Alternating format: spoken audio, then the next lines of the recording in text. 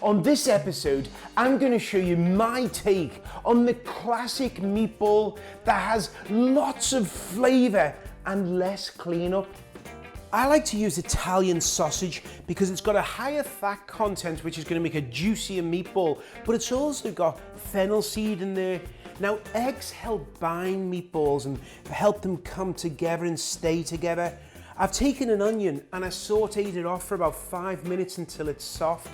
We're gonna add some minced garlic and then some Parmesan cheese. Parmesan cheese adds a real savory flavor to this. Ricotta cheese helps keep this ultimate meatball nice and juicy. When it comes to breadcrumbs, you can use regular breadcrumbs, panko breadcrumbs, or if you've got no breadcrumbs, just take a couple of slices of bread and just add them to the food processor.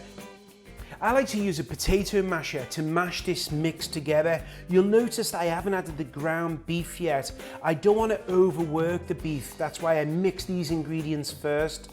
When it comes to beef, you always want to choose ground chuck, 80% lean, 20% fat.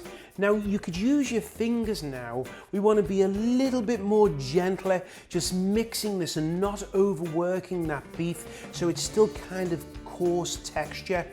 A good tip for you is to pinch a piece off, place it on a plate and then cook it in the microwave for about 30 seconds. I also do this with meatloaf as well. We're checking for seasoning. Does it need more garlic? Does it need more salt? Does it need more pepper? Once you're happy with that, then we can add some fresh herbs such as basil, oregano, parsley, etc.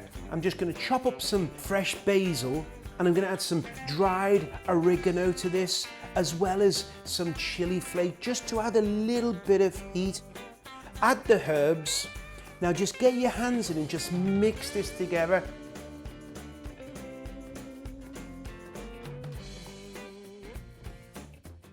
I've taken a baking sheet and lined it with some foil. The best way to mold foil on a baking sheet is just to press it down with another rim baking sheet. Now spray this with some cooking oil just to stop the meatballs from sticking. You can make these in all different sizes: cocktail, medium, large and extra large.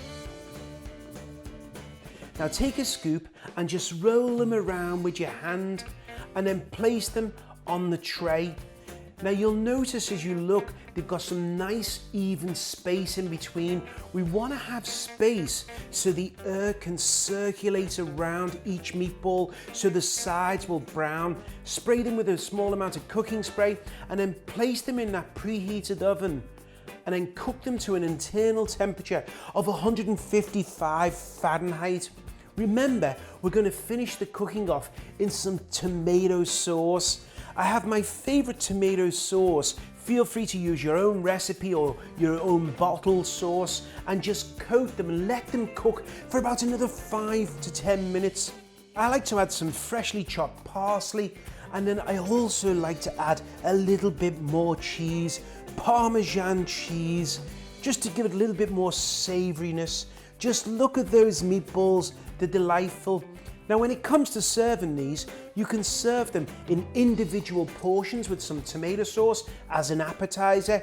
You can also make a meatball sub, fresh mozzarella, meatballs, garlic bread, look at that.